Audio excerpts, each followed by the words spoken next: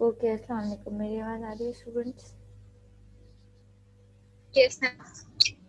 ठीक है। स्ट्रेंथ बहुत कम है, सिर्फ 7 स्टूडेंट्स ने ज्वाइन किया है।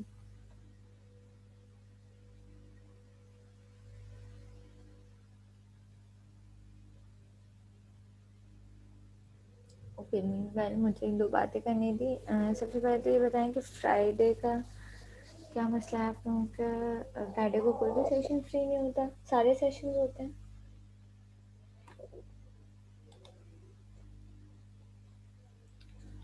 अच्छा, एक्चुअली इशू ये है थोड़ा सा कि मैं कुछ इमरजेंसी है, तो मैं कल भी सेशन नहीं ले पाऊँगी, ठीक है?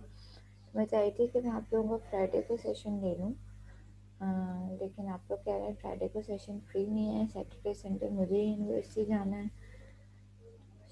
फिर नेक्स्ट वीक में कब सेशन रखना पड़ेगा?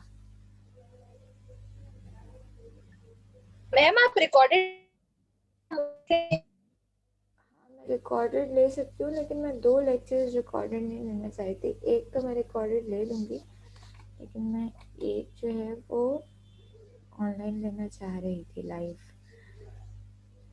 अच्छा जी, चलो फिर मैं एक इस तरह से रिकॉर्डेड स्केड्यूल कर दूँगी और एक फिर मुझे जो है वो नेक्स्ट वीक मेकअप रखना पड़ेगा फिर। अच्छा, दूसरी बात ये है कि आईटीसी के मैनुअल्स मैंने कल पूछे थे और मुझे सिर्फ 2 ही बच्चों ने रिप्लाई किया। आईटीसी के मैनुअल्स कहाँ हैं आप लोगों के? मुझे ये पता है कि शुरू के लैब मैनुअल, जब तक लैब ऑनलाइन नहीं हुई थी, जब तक कोविड शुरू नहीं हुआ था, तो लैब्स फिजिकली हुई थी और वो लैब मैनुअल मैंने चेक किए थे, शुरू की 2-3 लैब्स। उसके बाद जो है वो लॉकडाउन शुरू हो गया था, तो फिर आप लोगों ने ऑनलाइन सबमिशन करवाई होगी, सर कामरान आपको करवा रहे थे। तो जो शुरू की लैब्स हैं, फिजिकल लैब्स, वो कहाँ पे हैं? आप लोगों के पास हैं या सर के पास हैं?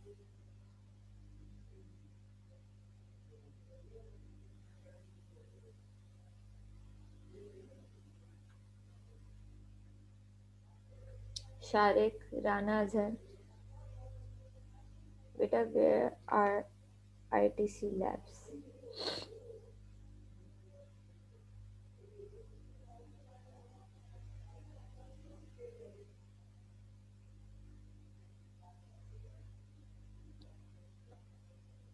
क्या बोलना चाह रहे हैं शारिक? अगर हमारे पास मैम अस्सलाम वालेकुम। वालेकुम सलाम जी, फरमाइए।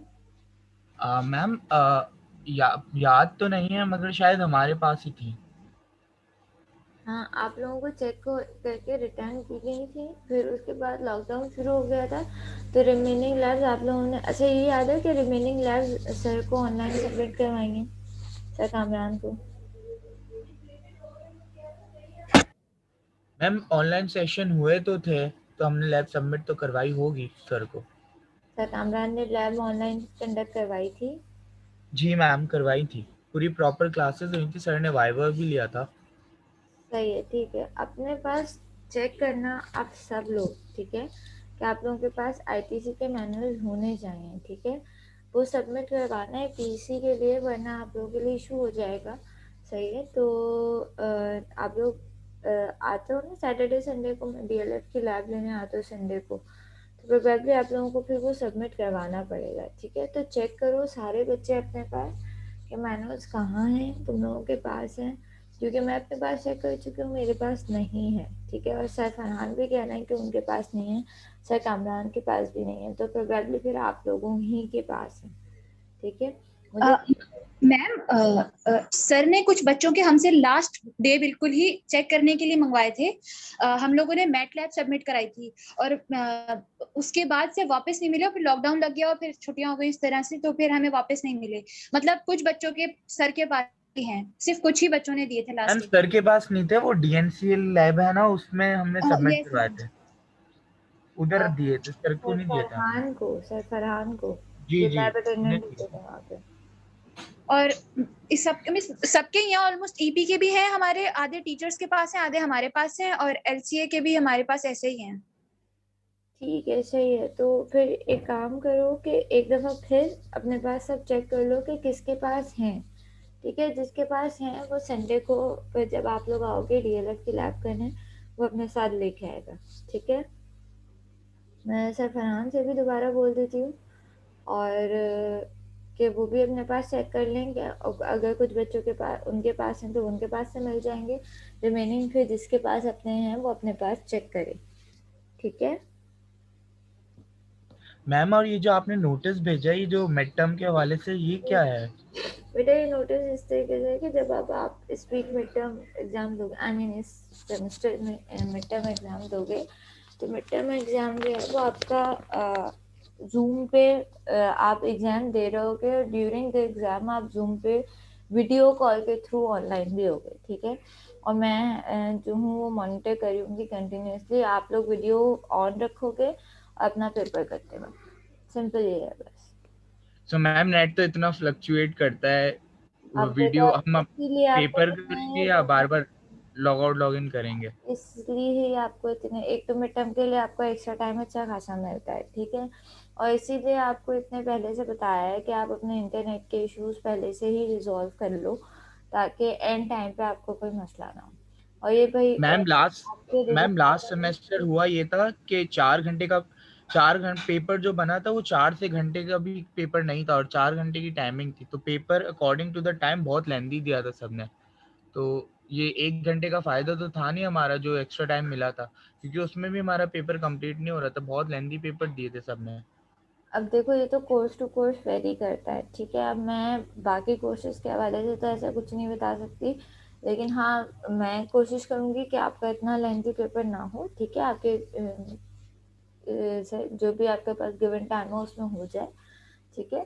तो में जैसे रीमॉक एग्जाम होता है वैसे अगर आप एक पेपर बना दें, एक आइडिया हो जाएगा कि आपका पेपर कैसे आएगा।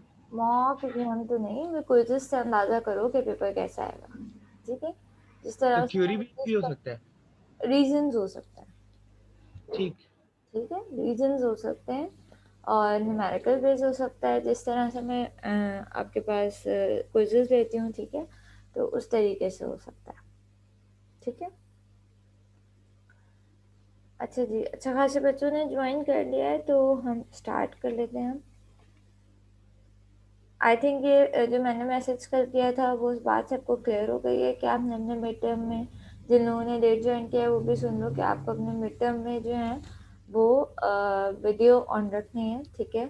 जब आप पेपर एग्ज़ाम कर रहे होगे तो जितने भी टाइम होगा उसके दौरान तो आप वीडियो पे ऑनलाइन रहोगे, ठीक है? और मैं मतलब जिस तरह से इन्विजिलेशन होती है मैं कंटिन्यूसली आपको मॉनिटर कर रही हूँ, ठीक है? अच्छा जी, लेट्स स्टार्ट द सेशन। आज जो टॉपिक हमने स्टार्ट करना है दैट इज, मैं स्क्रीन शेयर कर दूँ पहले।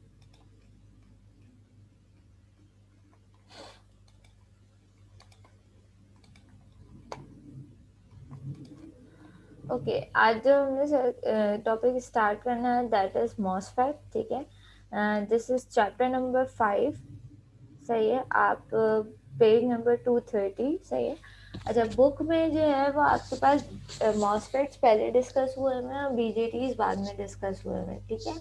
तो लेकिन हमने जो हमारा कोर्स जिस तरीके से मतलब प्लान था उसमें आपके पास बीजेटीज पहले पढ़ाए गए थे और मॉसफेट बाद में पढ़ाए गए थे, तो मैंने उसी पैटर्न को फॉलो किया और मेरे ख्याल से भी यही पैटर्न होना चाहिए क्योंकि बीजेटीज कंपैरेटिवली आसान है, आसानी से समझ आ जाते हैं एज कम्पेयर टू मॉसफेट्स, ठीक है? तो हम अब बीजेटीज के सारे कॉन्सेप्ट आप लोग देख चुके हो कि बीजेटीज को किस तरीके से यूज़ करते हैं, उसको हम किस किस कॉन्फ़िगरेशंस में यूज़ करते हैं, किस तरीके से हम उसके साथ एम्पलीफायर डिज़ाइन करते हैं, सही? कब वो as a current source behave करता है, उसकी मॉडलिंग किस तरीके से होती है, ठीक है? टी मॉडल क्या होता है, पाई मॉडल क्या होता है, कहाँ कब यूज़ करते हैं किस चीज़ को, ये सारी चीज़ें आप पढ़ चुके हो, ठीक है? Now move on to MOSFETs, ठीक है? अब बेसिकली हम ये वाला चैप्टर स्टार्ट करना है। अच्छा, स्टार्ट किस तरीके से इसका कि भाई हमारे पास हमने जब कोर्स स्टार्ट किया था वो किस तरीके से स्टार्ट किया था कि हमने सेमीकंडक्टर डिवाइसेस पढ़ी थी, और फिर सेमीकंडक्टर्स को देखते हुए हमने कहा था कि भाई हम किस तरीके से पीएन जंक्शन फॉर्म कर होता है, ठीक है, किस तरह से उसकी वर्किंग होती है। फिर हम उससे 2 टर्मिनल डिवाइसेस से हम 3 टर्मिनल डिवाइस पे मूव किए थे, ठीक है। तो हमारे पास 3 टर्मिनल डिवाइसेस की 2 तरह की टाइप्स होती हैं। एक होता है आपके पास बीजेटीज, ठीक है, और एक होते हैं आपके पास मॉसफेट, सही है। ऑल्दो दोनों की अपनी अपनी एप्लीकेशंस हैं, ठीक है, अपने अपने फीचर्स हैं, लेकिन as compare to the BJT, MOSFET जो है वो आपके इलेक्ट्रॉनिक डिवाइसेस में बहुत ज़्यादा यूज़ होता है, ठीक है, ज़्यादा यूज़ होता है। उसकी वजह क्या है? उसकी वजह ये है कि मॉसफेट जो है वो उसका साइज़ कंपैरेटिवली बहुत छोटा होता है, उसको आईसी डिज़ाइनिंग में स्पेशली बहुत ज़्यादा यूज़ किया जाता है, ठीक है, क्योंकि आपका जो आप जो आईसीज देखते हो उसमें जो बिलियंस ऑफ मॉसफेट्स या बिलियंस ऑफ ट्रांजिस्टर्स होते हैं, वो जो एक छोटी सी ब्लैक कलर की आप आईसी यूज कर रहे हो तो उसमें हजारां जो है वो मॉसफेट्स वगैरह होते हैं। तो मॉसफेट की क्वालिटी ये है कि वो एक छोटी सी चिप में मतलब उसका साइज बहुत छोटा हो सकता है, ठीक है। तो इसलिए मॉसफेट बहुत ज़्यादा यूज़ होता है, और comparatively as compare to BJT इसका मैन्युफैक्चरिंग प्रोसेस भी जो है, मॉसफेट का मैन्युफैक्चरिंग प्रोसेस वो as compare to BJT simple है, ठीक है। अच्छा, और मॉसफेट्स की जो ऑपरेशन है उनमें आपके पास जो पावर रिक्वायरमेंट होती है वो बहुत कम होती है, ठीक है। और इसके ज़्यादा यूज़ होने की वजह एक ये भी है कि इसकी बहुत सारी हम जो है वो आपके जो सर्किट डिज़ाइनर्स हैं उन्होंने इसकी बहुत सारे फंक्शंस और बहुत सारे एनालॉग और डिजिटल जो है एप्लीकेशंस इसकी ड्राइव की, और बहुत ज़्यादा यूज़फुल ये साबित हुआ, ठीक है। तो इस सारी चीज़ों के वजह से जो है वो मॉसफेट्स को प्रायोरिटी दी जाती है कुछ जगह, लेकिन इसका हरगिज़ ये मतलब नहीं है कि बीजेटी यूज़ नहीं होते। बीजेटीज के अपने एरियाज हैं, ठीक है, और मॉसफेट्स के अपने एरियाज हैं। मॉसफेट्स के मैं फ़ायदे बताए थे कि मॉसफेट को यूज़ करने की एक बहुत बड़ी वजह ये है कि इसका साइज़ कंपैरेटिवली छोटे से छोटा डिज़ाइन हो सकता है, ठीक है, और ये आईसी डिज़ाइनिंग में बहुत ज़्यादा यूज़ किए जाते हैं, जहाँ पे आपके पास बिलियंस ऑफ ट्रांजिस्टर्स लग रहे होते हैं एक आईसी में, ठीक है, या very large scale VLSI circuits जो होते हैं, लाइक आपके माइक्रो कंट्रोलर्स, माइक्रो प्रोसेसर्स, ठीक है, उसमें भी ये सारी मॉसफेट जो है वो यूज़ होते हैं, ठीक है। ये जो आप अपने पास आईसीज देखते हो ब्लैक कलर के, जितनी भी आप आईसीज देखते हो या माइक्रो प्रोसेसर्स देखते हो, ठीक है, इसके अंदर बेसिकली क्या होता है? इस सब के अंदर बेसिकली आपके पास मॉसफेट्स होते हैं जिनको एक चिप पे जो है वो फैब्रिकेट किया जाता है, ठीक है। तो इसलिए आपके पास मॉसफेट्स के बहुत ज़्यादा यूजेज हैं और मॉसफेट वाइडली यूज़ किया जाता है, ठीक है। अब हम इसका स्ट्रक्चर देखते हैं कि भाई आपके पास मॉसफेट का फिजिकल इंटरनल स्ट्रक्चर किस तरीके से होता है, ठीक है। अच्छा, ट्रांजिस्टर की जो सबसे ज़्यादा पॉपुलर टाइप है जो यूज़ होती है वो है इन्हेंसमेंट टाइप मॉसफेट्स, ठीक है।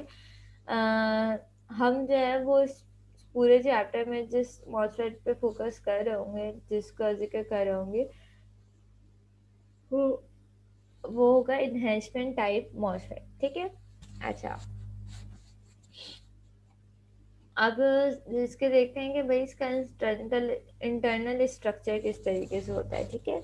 मॉसफेट का इंटरनल स्ट्रक्चर कुछ इस तरीके से होता है कि आपके पास नीचे जो होता है ये ग्रीन कलर की जो एक बॉडी से दिख रही है आपको, सही है, that is the P type substrate. एक बार टाइप होती है P type substrate, P type material की सबस्ट्रेट की, ठीक है।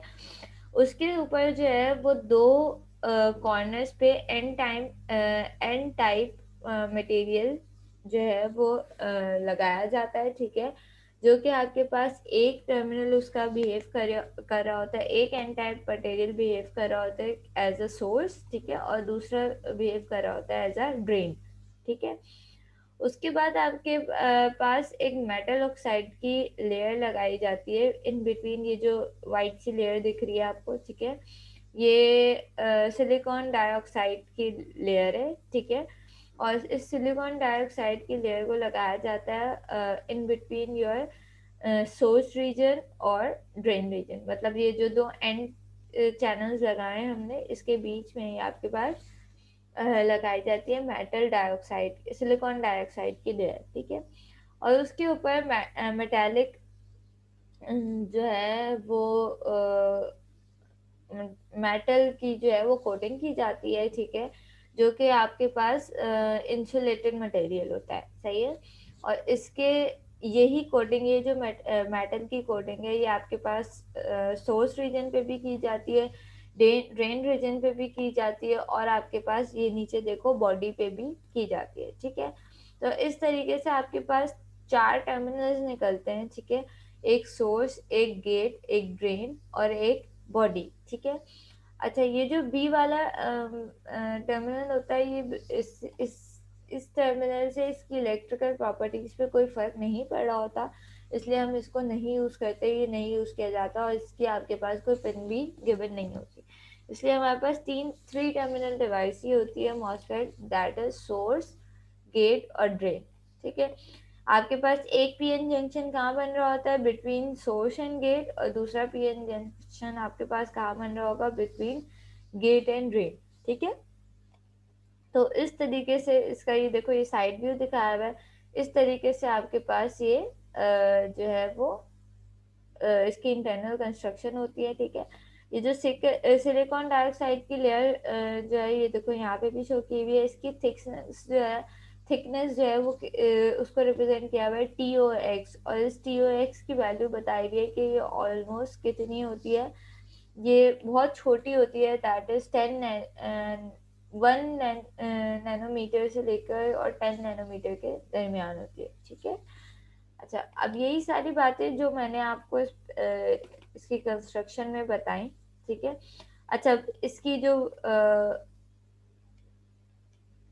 क्या कहते हैं, इस W कहते हैं इस पी टाइप सबस्ट्रेट, ये जो ग्रीन कलर का है, इसके विड्थ को, और लेंथ कहते हैं कि जो आपके बीच में जो आपके दोनों हैंड चैनल के बीच में जो डिस्टेंस होता है उसको L कहते हैं, ठीक है। तो आगे कहीं यूज हो विड्थ और लेंथ, तो इसका ध्यान रखना कि विड्थ है आपके पास ये पूरी इसकी बार की विड्थ, ठीक है, और लेंथ है आपके पास in between the distance between the two end channels, ठीक है।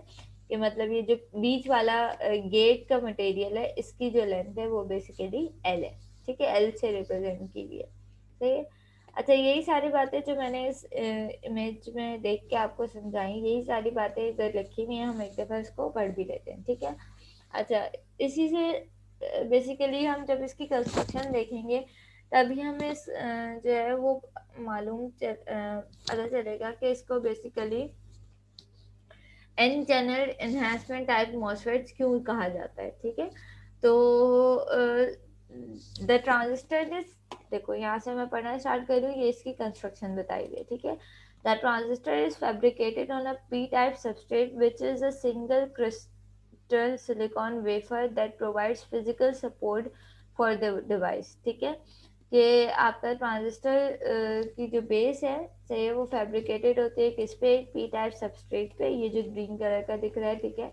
इसका मेटल क्या बताया हुआ है, ये सिंगल क्रिस्टल सिलिकॉन वेफर है, जो आपके सर्किट को जो है वो फिजिकल सपोर्ट प्रोवाइड कर रहा है, ठीक है। उसके बाद क्या है आपके पास, उसके बाद two heavily doped n type region indicated in the figure as n source and n drain region are created in the substrate, ठीक है। दो heavily doped n type region जो है वो बनाए गए, ठीक है, जिसको एक को एन सोर्स कहा गया और दूसरे को एन ड्रेन कहा गया, ठीक है। ये जो साइड में दोनों एन टाइप मटेरियल्स है, सही है। अच्छा जी, a thin layer of silicon dioxide of thickness TOX, typically 1 to 10 nanometer square, will which is excellent electrical insulator, is grown on the surface of the substrate covering the area between the source and the drain region. ठीक है, या आपके पास एक silicon dioxide की metallic layer लगाई गई, ठीक है, in between the source and drain. और ये जो सिलिकॉन डाइऑक्साइड की लेयर है ये बहुत अच्छा इलेक्ट्रिकल इंसुलेटर होती है. ठीक है, और इसकी थिकनेस बताई गई कि इसकी थिकनेस को कहा गया है कि ये TOX से रिप्रेजेंट कीजिए, that is equal to 1 to 10 nanometer. ठीक है, अच्छा जी, कहाँ थे हम? अच्छा, metal is deposited on this, जैसे पढ़ रही हूँ मैं. ठीक है, अच्छा, metal is deposited on the top of the oxide layer to form the gate electrode of the device. ठीक है, इसके ऊपर मेटल कॉन्टेक्ट्स बनाए गए, ठीक है, जिसके थ्रू आपके पास गेट इलेक्ट्रोड, मतलब ये गेट का टर्मिनल जो है वो फॉर्म किया गया. ठीक है, metal contacts are also made to the source region, drain region and the substrate also known as the body. ठीक है, ये रहा नीचे. अच्छा, आपके पास यही मेटल लेयर्स जो हैं वो इस पे भी लगाई गई, सोर्स पे और ड्रेन पे और नीचे बॉडी पे भी. ठीक है, अच्छा, thus 4 terminals are bought out. इस तरह से आपके पास 4 टर्मिनल्स निकले. एक गेट टर्मिनल, ठीक है, इस बीच वाले को कहा गया गेट टर्मिनल.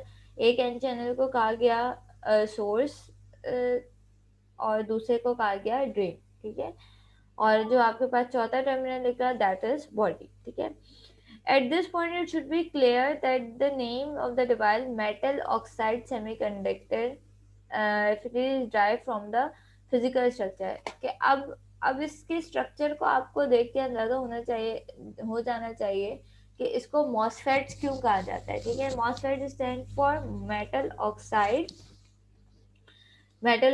Semiconductors FETs. ठीक है, तो इसके वजह क्या है मेटल ऑक्साइड सेमीकंडक्टर कहने की, कि इसका स्ट्रक्चर में आपके पास मेटल और नीचे ऑक्साइड यूज हुआ होता है. सही है, इसलिए इसका नाम रखा गया है मेटल ऑक्साइड सेमीकंडक्टर FETs. ठीक है, अच्छा जी. हाउएवर ये जो नाम है ये बहुत जनरली यूज होने लगा, तो फिर ऐसे FETs जिसमें आपके पास मेटल्स नहीं भी होते थे, गेट इलेक्ट्रोड के ऊपर मेटल लेयर नहीं भी यूज होती थी. कुछ टाइप्स ऑफ FETs ऐसी भी होती हैं जिसमें मेटेलिक लेयर नहीं भी होती, लेकिन फिर भी ये नाम इतना कॉमन हो गया है कि उसको भी MOSFET ही कहा जाता है. ठीक है, अच्छा, in fact the most modern FETs are fabricated using a process known as uh, silicon gate technology, in which a certain type of silicon called polysilicon is used to form the gate electron. ठीक है, in fact आपके पास एक modern technology भी मतलब drive हुई, modern process भी drive हुआ, जिसके थ्रू आपके पास ये जो गेट था, मतलब उसको मेटालिक्स नहीं बनाया गया बल्कि उसको सिलिकॉन गेट टेक्नोलॉजी कहा गया. उसमें जो मेटल यूज किया गया वो था गेट के लिए, वो यूज किया गया आपके पास पॉलीसिलिकॉन. ठीक है, एज अ गेट इलेक्ट्रोड. मतलब आपके पास ये जो गेट इलेक्ट्रोड है, ये जो हमने यहाँ पे मेटालिक यूज किया है, ठीक है, इसकी जगह पॉलीसिलिकॉन यूज किया गया, लेकिन फिर भी उसको जो है वो MOSFETs ही कहा जाता है. उसका नाम MOSFETs ही पड़ गया, मतलब ये नाम इतना जनरली यूज होता है कि इसको MOSFETs ही कहा जाता है. ठीक है, अच्छा, another name for the MOSFET is the insulated gate. This name arises from the physical structure of the device, emphasizing that the fact gate electrode is electrical insulated from the device body. ठीक है, अच्छा, इसको ये कहा गया है कि भाई इसका एक नाम जो है वो इंसुलेटेड गेट FETs भी पढ़ा रखा गया. ठीक है, दैट इज IGFET, जिसमें ये जो है वो इस फैक्ट को एम्फसाइज किया गया कि आपके पास जो गेट जो है वो इंसुलेटेड गेट इलेक्ट्रोड जो है वो इलेक्ट्रिकली इंसुलेटेड लेयर है, ठीक है। तो उसको फोकस किया गया।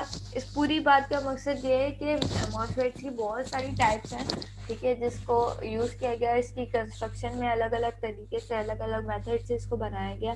लेकिन क्योंकि इसका नाम इतना जनरल हो गया था, ठीक है, कि अब हर मॉसफेट को जो है वो हर एफईटी को बेसिकली, वो चाहे मेटल ऑक्साइड सेमीकंडक्टर ना भी हो, फिर भी उसको मॉसफेट ही कहा जाता है, ठीक है। और तो इसकी सब टाइप्स हैं, ठीक है, लेकिन जनरली सबको मॉसफेट ही कहा जाता है, ठीक है। अच्छा जी, फिर हमने ये देखा कि भाई आपके पास जो है वो जो सबस्ट्रेट है जिससे बेसिकली बॉडी टर्मिनल निकल रहा था, उसका इलेक्ट्रिकल कैरेक्टरिस्टिक्स पे, मतलब उसकी ऑपरेशन पे इसका कोई भी इफेक्ट नहीं है, ठीक है। मतलब उस टर्मिनल से आपके पास इलेक्ट्रिकल कैरेक्टरिस्टिक्स पे इसकी कोई भी फर्क नहीं पड़ रहा है, इसलिए उसको एलिमिनेट कर दिया गया और आपके पास अल्टीमेटली सिर्फ 3 टर्मिनल डिवाइस बची, दैट इज गेट, सोर्स और ड्रेन, ठीक है। वो जो बॉडी वाला टर्मिनल था वो आपके पास एलिमिनेट हो गया, ठीक है। और ये काम किस तरीके से करता है मॉसफेट, क्या आपके पास जिस तरह आपके पास वहाँ पे हम बेस पे बीजेटीज में हम बेस पे जो है वो वोल्टेज अप्लाई करते थे, ठीक है, और हमें उससे कलेक्टर से आउटपुट मिल रहा होता था। इसी तरह हम इस पे गेट पे जो है वो वोल्टेजेस अप्लाई करेंगे, ठीक है। इनपुट जो है वो हम गेट पे अप्लाई करेंगे और हम किस करंट को कंट्रोल करेंगे, हम सोर्स टू ड्रेन करंट को कंट्रोल करेंगे। जो सोर्स से ड्रेन की तरफ करंट जा रहा होगा हम उसको कंट्रोल करेंगे, ठीक है। अच्छा जी, तो ये सारी जो है वो इसकी कंस्ट्रक्शन थी, ठीक है। This current will flow in the longitudinal direction from the drain to source in the region label channel region, ठीक है। अच्छा, ये करंट कहाँ फ्लो करेगा, ऑब्वियसली चैनल रीजन में फ्लो करेगा, सही है, इस रीजन में, ठीक है। और आपके पास फिर लेंथ, जो मैं बताई थी कि लेंथ क्या है, note this that this region has a length of L, ठीक है। इसकी लेंथ क्या है, एल है, और विड्थ क्या है, डब्ल्यू है।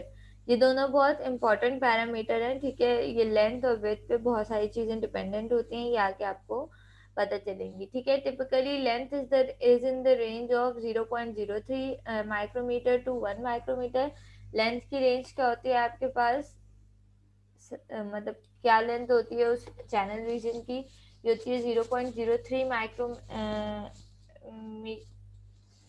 मीटर टू 1 माइक्रोमीटर, ठीक है। और विड्थ कितनी होती है आपके पास, 0.1 माइक्रोमीटर टू 100 माइक्रोमीटर, ठीक है। तो ये दोनों लेंथ और विड्थ जो मैं यहाँ दिखा रही थी आपको बेसिकली, ये, ठीक है। तो ये इसकी विड्थ और इसकी लेंथ है, ठीक है। ये जो W और L है ये सबस्ट्रेट की विड्थ, और ये आपके पास ये जो बीच में आपके पास गेट चैनल है, ठीक है, इसकी विड्थ है, distance between the two n channel, सही है। और इसकी वैल्यू एक की क्या है, लेंथ क्या है आपके पास, 0.03 माइक्रोमीटर टू 1 माइक्रोमीटर, और विड्थ क्या है, 0.1 माइक्रोमीटर टू 100 माइक्रोमीटर, ठीक है। ये सारी चीजें अपने पास अगेन या तो इसी तरीके से हाईलाइट करते रहा करो, ठीक है, और या अपने पास ये सारी चीजें मेंशन करते रहा करो, ताकि आपके पास कोई भी चीज किसी भी तरीके से पूछी जा सकती है, ठीक है। तो मैं हमेशा इसीलिए मैं आप लोगों को बोलती हूँ कि जब भी आप लेक्चर लिया करो तो आप अपने पास जो है वो नोट्स साथ साथ बनाया करो, दैट इज वेरी इंपॉर्टेंट।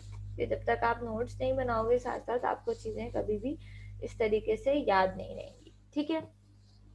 अच्छा, उसके बाद हम इसके ऑपरेशन शुरू करते हैं कि भाई इसका वर्किंग प्रिंसिपल क्या होता है। हमने इंटरनल कंस्ट्रक्शन देख ली, हमने देख लिया कि भाई मॉसफेट्स हम क्यों यूज़ करते हैं, कहाँ से आए मॉसफेट्स, किस तरीके से बने मॉसफेट, हमने इंटरनल कंस्ट्रक्शन देख लिया, हमें पता चल गया कि अंदर मॉसफेट के जो हम 3 टर्मिनल डिवाइस देखते हैं, ठीक है, उसके अंदर बेसिकली कंस्ट्रक्शन किस तरीके से होती है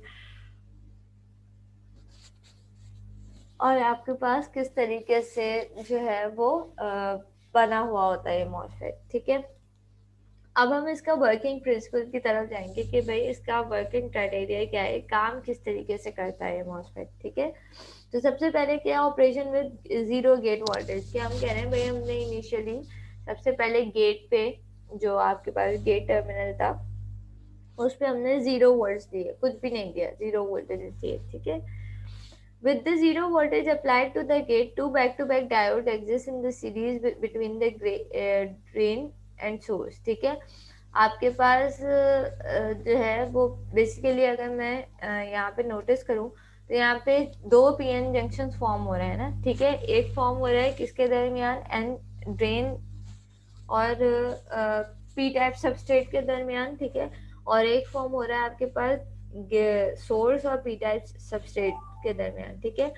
मतलब मैं ये चीज दिखाती हूँ, एक यहाँ पे ये क्या है, ये पी टाइप सबस्ट्रेट है ना, ये जो ग्रीन वाला है, ठीक है। तो एक आपके पास फॉर्म हो रहा है हेयर पीएन जंक्शन, यहाँ फॉर्म हो रहा होगा, ठीक है, जहाँ पी और एन टाइप मटेरियल मिल रहा है, और एक यहाँ पे फॉर्म हो रहा है दैट इज हेयर, सही है।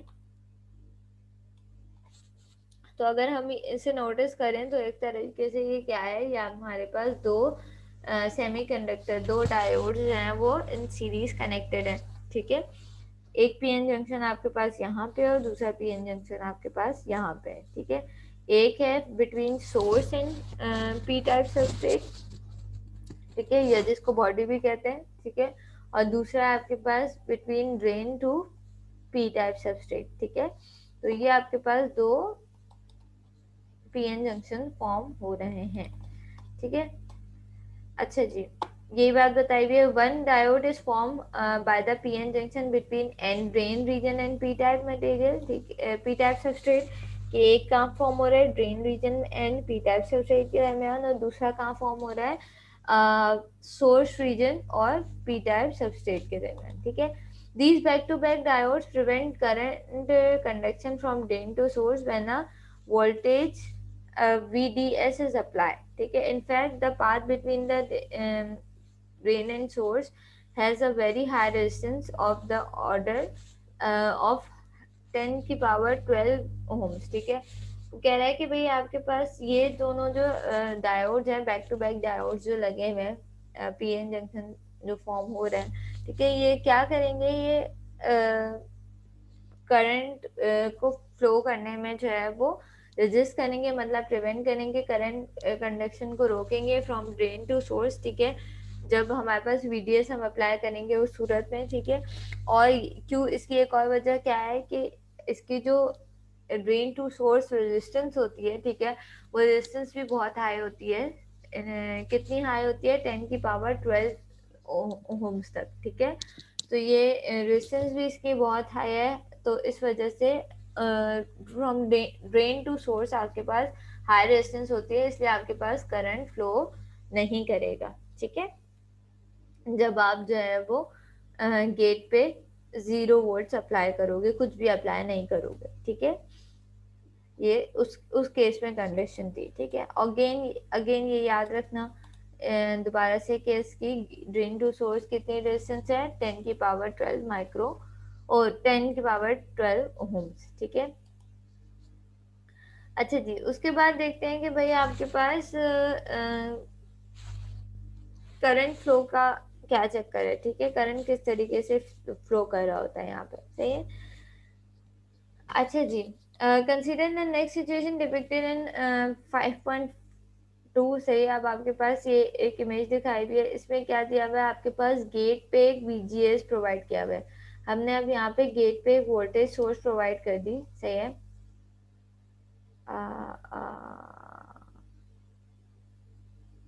ओके, मैं एक मैसेजेस देखे, शारिक मैंने आपका मैसेज देख लिया है, ठीक है, I will mark her attendance, okay. अब हमने दूसरा केस क्या लिया, अब हम कह रहे हैं भाई हम करंट फ्लो करा के दिखाना चाहते हैं कि किस तरीके से ये काम करता है, ठीक है। तो हमने क्या किया, गेट पे एक वोल्टेज सोर्स अप्लाई की, दैट इज VGS, ठीक, सही है। इसको यहाँ पे देखो डिनोट किया हुआ है, ठीक है। अब इसको पढ़ते हैं कि ये काम किस तरीके से कर रहा है, ठीक है। Here we grounded the source and drain and applied a positive voltage to the gate, हमने ड्रेन और सोर्स को जो है वो क्या कर दिया, ग्राउंड कर दिया, और पॉजिटिव वोल्टेज सोर्स गेट पे अप्लाई कर दी, ठीक है। Since the source is grounded, ठीक है, the gate voltage appears in effect between the gate and source, and thus is denoted by VGS, ठीक है। क्योंकि जो आपके पास सोर्स को भी हमने ग्राउंड किया हुआ है, ठीक है। तो बेसिकली ये जब और यहाँ पे देखो इसके भी दूसरा टर्मिनल क्या है, ग्राउंड है, तो ये क्या हो जाएगा, कॉमन हो जाएगा, ग्राउंड कॉमन हो जाएगा, ठीक है। तो बेसिकली ये जो सोर्स अपेयर होगी ये किसके दरमियान अपेयर होगी, ये गेट और सोर्स के दरमियान अपेयर होगी, इसलिए इसको किससे डिनोट किया गया है, VGS से, voltage gate to source voltage से। VGS stand for voltage between gate to source, ठीक है। इसलिए इसको VGS से रिप्रेजेंट किया गया, ये जो वोल्टेज सप्लाई हमने दी है, ठीक है।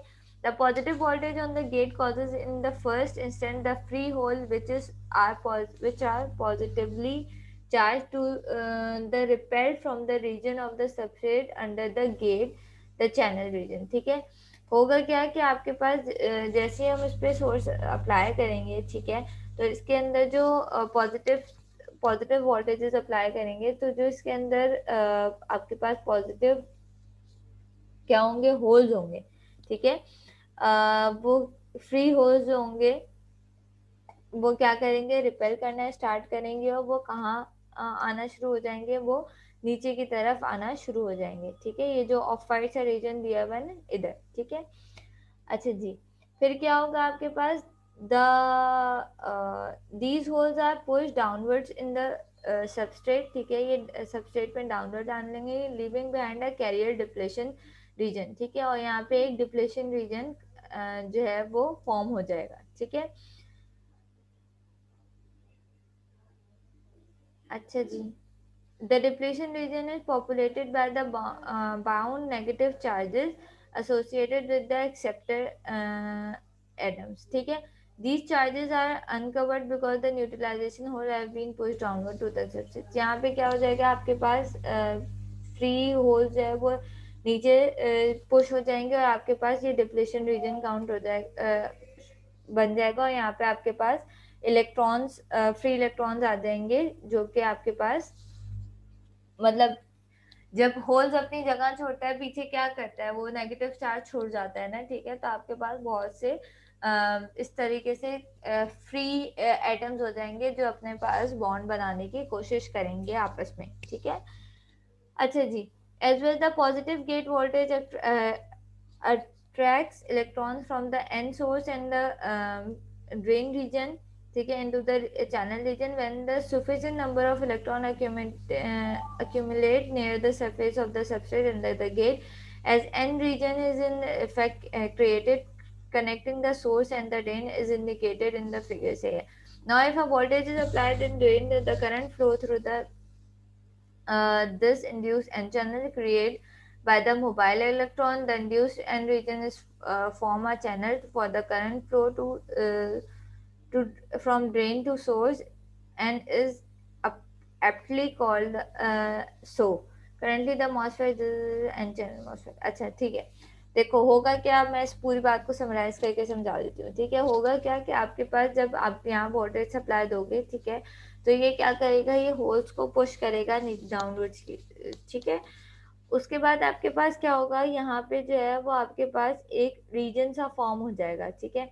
अब यहाँ पे आपके पास बीच में डिप्लेशन रीजन फॉर्म हो गया, ये ऑफ वाइट सा जो रीजन दिखा रहे हैं, ठीक है, ये आपके पास ये क्या हो गया, ये डिप्लेशन रीजन सा फॉर्म हो गया। वजह क्या है कि जब यहाँ पे होल्स मूव किए, ठीक है, तो आपके पास पीछे क्या बच जाए, फ्री इलेक्ट्रॉन्स बच गए, ठीक है। फ्री इलेक्ट्रॉन्स ने क्या कोशिश की, फ्री इलेक्ट्रॉन ने कोशिश की इन ये जो आपके पास फ्री इलेक्ट्रॉन्स ने अपना बॉन्ड बनाने की कोशिश की, ठीक है।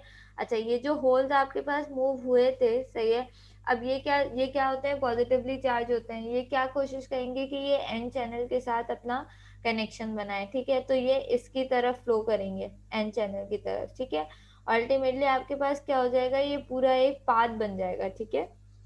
तो आपके पास क्या होगा कि आपके पास फ्रॉम सोर्स टू ड्रेन, सही है, and from drain to source आपके पास एक पाथ बन जाएगा, सही है। ड्रेन और सोर्स का कनेक्शन बन जाएगा, तो क्या होगा आपके पास, अब करंट को फ्लो होने के लिए एक पाथ मिल गया फ्रॉम ड्रेन टू सोर्स, ठीक है। तो आपके पास इलेक्ट्रॉन्स फ्री होल्स के मूव होने की वजह से क्या हुआ, फ्री होल्स के मूव होने की वजह से उन्होंने दोबारा से आपके पास मूव हुए और उन्होंने बॉन्ड बनाने की कोशिश की एन टैप चैनल के साथ। एन टैप चैनल के साथ उन्होंने जब बॉन्ड बनाने की कोशिश की तो आपके पास जो फ्री इलेक्ट्रॉन्स थे वो वहां से मूव हुए। जिस तरह हम बीजेटीज में पढ़ते थे कि एक जगह से फ्री इलेक्ट्रॉन मूव होगा, वो दूसरी जगह जाएगा, पीछे अपना नेगेटिव चार्ज छोड़ जाएगा, ठीक है। होल जाता है तो पीछे वैलेंस इलेक्ट्रॉन छोड़ जाता है, ठीक है। तो इस तरीके से क्या होगा, आपके पास इलेक्ट्रॉन्स और होल्स की मूवमेंट स्टार्ट हो जाएगी। और जब आपके पास इलेक्ट्रॉन्स मूव करते हैं तो बेसिकली आपके पास सर्किट में क्या होता है, आपके पास करंट प्रोड्यूस होता है, ठीक है। तो इस तरीके से आपके पास ड्रेन टू सोर्स जो है वो करंट प्रोड्यूस होने लगेगा, ठीक है।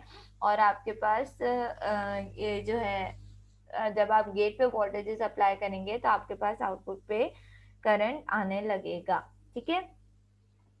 अच्छा, the value of VGS at which a sufficient number of mobile electron accumulate channel region to the form conducting channel is called the threshold voltage, ठीक है।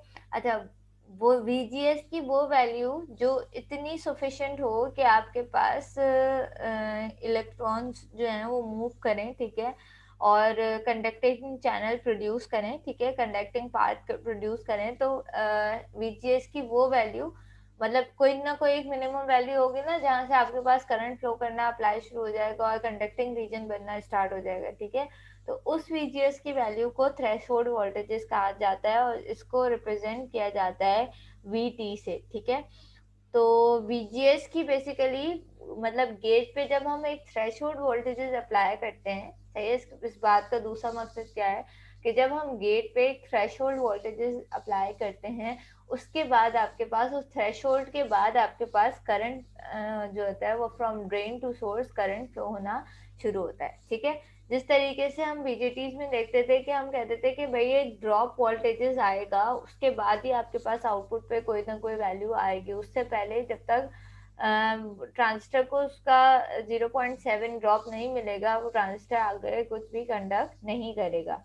सेम केस ये है कि आपके पास एक थ्रेशोल्ड वोल्टेजेस होते हैं जिसके बाद आपके पास वो कंडक्टिविटी शुरू होती है, ठीक है। और इस थ्रेशोल्ड वोल्टेज की वैल्यू क्या है, 0.3 वोल्ट से 1 वोल्ट के दरमियान ये वैल्यू होती है, ठीक है। तो बेसिकली ये इसका वर्किंग क्राइटेरिया था। इस तरीके से आपके पास जब आप गेट पे सोर्स अप्लाई करते हो तो इस तरीके से आपके पास इलेक्ट्रॉन्स और होल्स मूव करते हैं। इलेक्ट्रॉन्स और होल्स मूव करते हैं तो वो क्या बनाते हैं, वो होल्स मूव करते हैं तो वो दूसरे इलेक्ट्रॉन्स को जो है वो अट्रैक्ट करते हैं। इस तरह इलेक्ट्रॉन्स मूव करना शुरू करते हैं और आपके पास इस तरीके से जो है वो करंट का कंडक्शन स्टार्ट होती है, ठीक है। लेकिन उस VGS की कोई ना कोई एक पर्टिकुलर वैल्यू होती है जिसके बाद ये करंट कंडक्शन कंडक्टिंग पाथ जो है वो आपके पास जनरेट होता है। उस मिनिमम वैल्यू ऑफ VGS को VT कहा जाता है, थ्रेशोल्ड वोल्टेज कहा जाता है, जिसकी वैल्यू किसके दरमियान होगी, 0.3 से 1 वोल्ट के दरमियान होगी, ठीक है। तो ओवरऑल क्या था आपके पास कि भाई आपके पास एक मॉसफेट है, ठीक है, जिसमें आपके पास पहले हमारे पास 2 पीएन जंक्शन बन रहे होते थे, बेस और कलेक्टर और कलेक्टर एमीटर, बेस और एमीटर के बीच में। अब हमारे पास वो सारी चीजें किससे रिप्लेस हो गई हैं, सोर्स गेट और ड्रेन से रिप्लेस हो गई हैं। सोर्स और ड्रेन जो है वो आपके पास एन टाइप मटेरियल होता है, ठीक है। और आपके पास बीच में जो मटेरियल होता है वो पी टाइप सबस्ट्रेट होता है, ठीक है। और गेट के ऊपर आपके पास एक मेटल सॉरी सिलिकॉन डाइऑक्साइड की एक लेयर लगाई जाती है, उसके ऊपर मेटल कोडिंग की जाती है और इस तरह से आपके पास 3 टर्मिनल डिवाइस प्रोड्यूस होती है, ठीक है। अगेन देखो, इस बॉडी टर्मिनल को यहाँ भी जीरो किया हुआ है, इसका कोई भी जो है वो आपके पास रोल नहीं है, इसलिए इसको यूज नहीं किया जाता, ठीक है। इसलिए हम 3 टर्मिनल इसीलिए हम 3 टर्मिनल डिवाइस ही इसको कहते हैं, ठीक है। और इस तरीके से आपके पास जो है वो थ्रेशोल्ड वोल्टेजेस प्रोड्यूस होते हैं, और थ्रेशोल्ड वोल्टेजेस क्या काम करते हैं कि आपके पास उस वोल्टेजेस के बाद करंट कंडक्शन स्टार्ट होती है। ठीक है, फिलहाल हम इतना ही रखते हैं, बाकी इसमें और भी चीज़ें हैं, अब ओवर ड्राइव वोल्टेजेस क्या होते हैं वगैरह वगैरह। ठीक है, तो ये सारी चीज़ें डेरिवेशन फिर हम आगे देखते जाएंगे। सही है, अभी टाइम भी ख़त्म हो गया है। यहाँ तक किसी को कुछ समझ में नहीं आया है तो पूछ लो।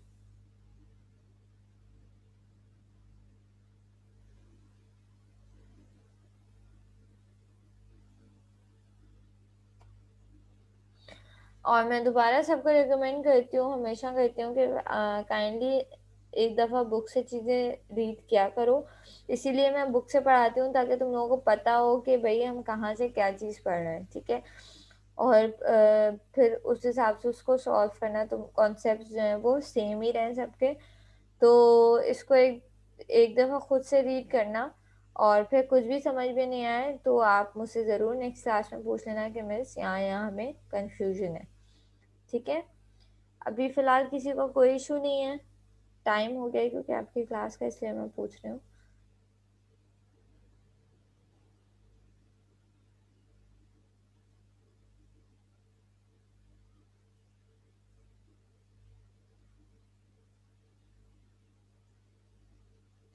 चलो, if there is no issue तो फिर हम इंशाल्लाह ताला नेक्स्ट क्लास में मिलते हैं। ठीक है,